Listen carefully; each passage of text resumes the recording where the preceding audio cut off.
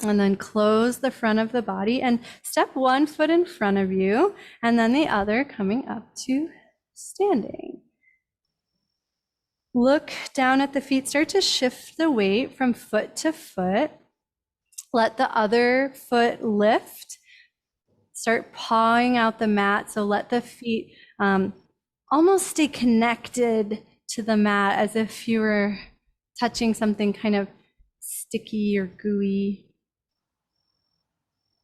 And then allow the feet to gently step wider and wider, but really keep the sensation of the foot and the leg being connected to the rest of the body, right? So we're not trying to step into a wide straddle. We're just exploring this lateral movement of the hips.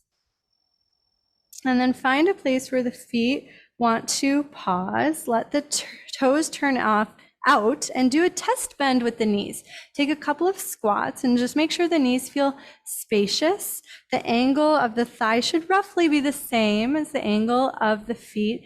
Let the sits bones be nice and heavy, coming into a horse stance. Reach the arms to T and use your exhale to push the arms down and float out just an inch, letting the hips get really light. You can inhale, become very spacious, and then exhale to float. And if at any point, if the body's craving a wider stance, a shorter stance, a different angle of the feet, listen, explore. The next time you come into the squat, drop the right arm. Slowly let the left side of the body open and let the left sit bone get heavy. So there's a sense of space all the way from the hip up into the rib cage. And then inhale through center and exhale the other way. If the legs get tired, you can always come back up. If you're enjoying the warmth, you can stay in the squat as we explore a couple of these side to side movements.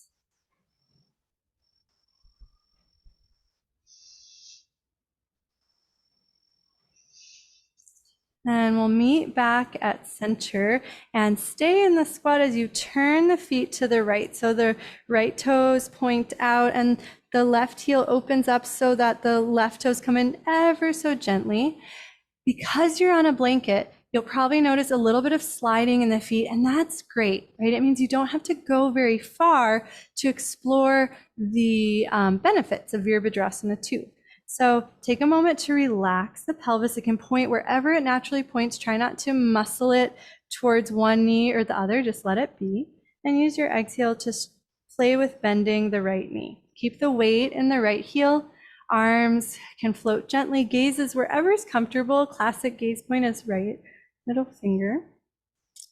Try to bring equal weight into both feet and notice how that steadies the pelvis. Feel the spine spacious.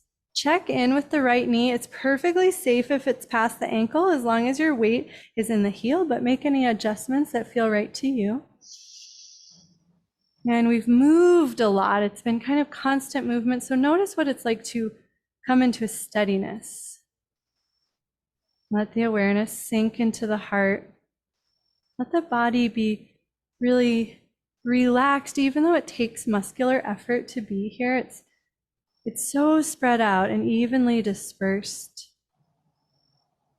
And then straighten the front leg, turn all 10 toes back to the side, bend the left knee and let yourself spiral to the left for surfer squat. Keep the weight in the heels. P.S. Tashi's a great surfer. Can try this next time you're out, Tashi. And then you can hold this or gently rock the weight forward into the balls of the feet, back into the heels, just to change where you feel this in the legs. Make sure there's almost no sensation in the low back. You don't want to feel any pressure or tightness. And then push into the left foot to come up to star pose. Get really spacious but relaxed. Release the arms, heel toe the feet together just to give the hips a break before we come to the second side. You're welcome to enjoy stillness in Tadasana. You're welcome to bounce a little bit. That can be really fun. If you've got inspiration to do something different, go for it. If you're bouncing, you can do the Om sound as a test to see if you're bouncing enough. Om.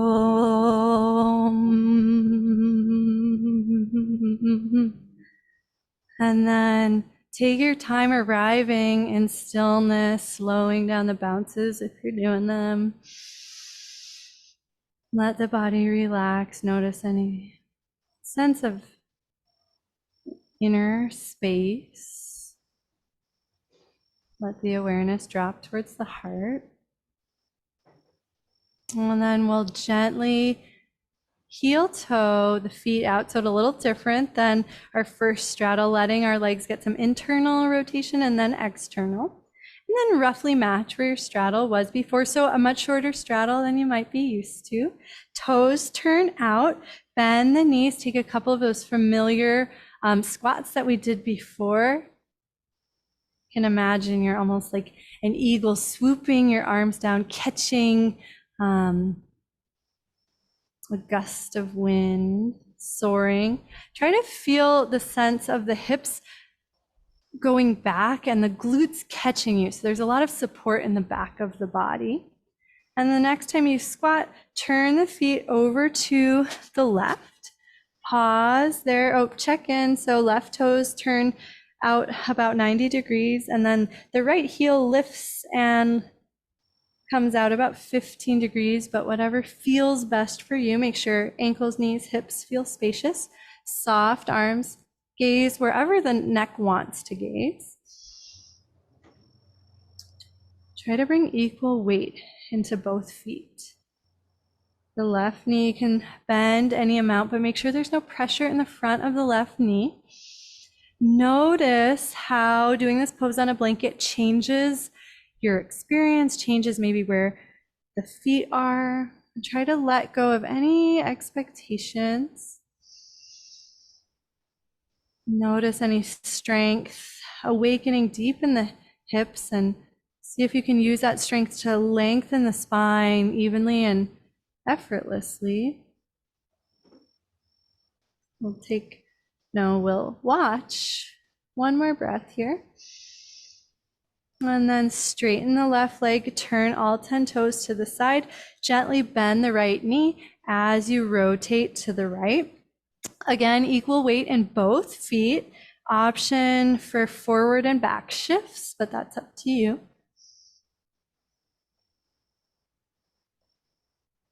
And then press into the right foot to slowly rise up into star pose. I'm craving walking my feet in just a little bit here, so I invite you to try that. See if it helps you feel lighter and more spacious. Melt the elbows a little bit so there's a lighter touch in the arms. And then gently heel toe the feet in, pausing in Tadasana. Option to take another round of bouncing or enjoy the stillness and sink into it. You can also Om. I'll do it in solidarity so you don't feel shy. Om.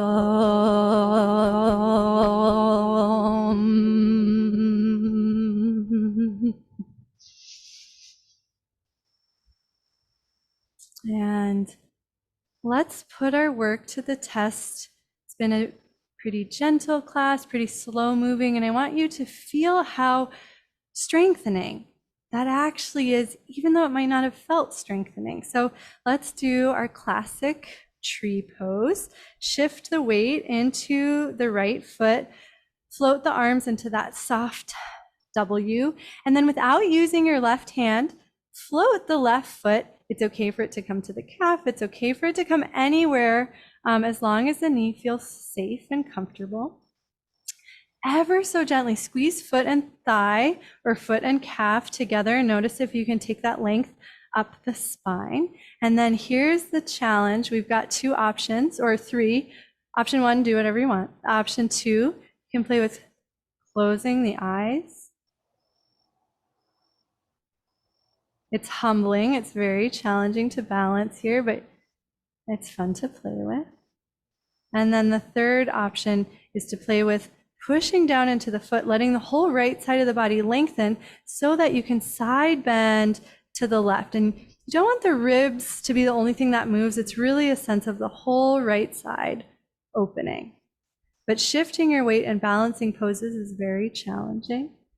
So be compassionate. Take a break if you need to. If you're in the side bend, we can throw back to those arm floats that we did in Anjaneyasana.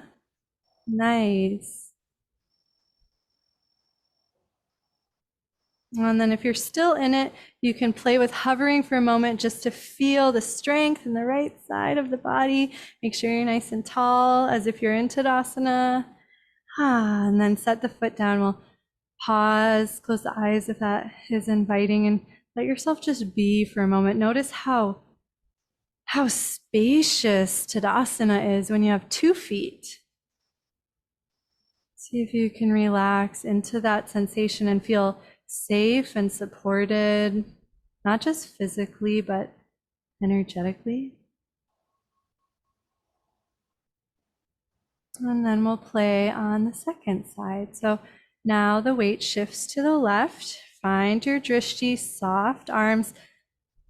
Slowly use the strength of your right hip and not your hand to lift the right leg and let it land wherever it wants to. Make sure the knee feels supported and strong, and then just gentle pressure between standing leg and floating foot, and use that ever so gentle squeezing to lengthen the spine. And then dial it back, because often we do more than we need to. So it's almost just like an energetic squeeze and not even muscular effort. You can stay here, and then our options are to, it's so humbling to close the eyes, but it's pretty fun to step into the void.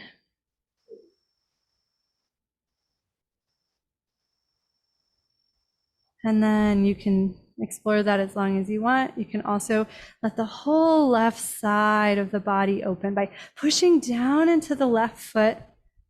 And imagine that left side's almost like an inflatable raft, just filling, expanding evenly. Option to play with exhaling to float the right arm, just like we did before. Relax the eyes. Breathe through the nose. See if you can gently smile, that slight smile. If you need to come out of it at any time, please do, and know that you're honoring your body. It's beautiful that you're coming out. It's not wrong or bad or weak. It's being in touch with your needs. And if you are still in it, nice. You can take a moment in the Karate Kid pose. And then whenever you're ready to connect with the earth, follow that urge and pause. And notice after that balance sequence, if it's effortless to be completely present in the sensations in the heart center,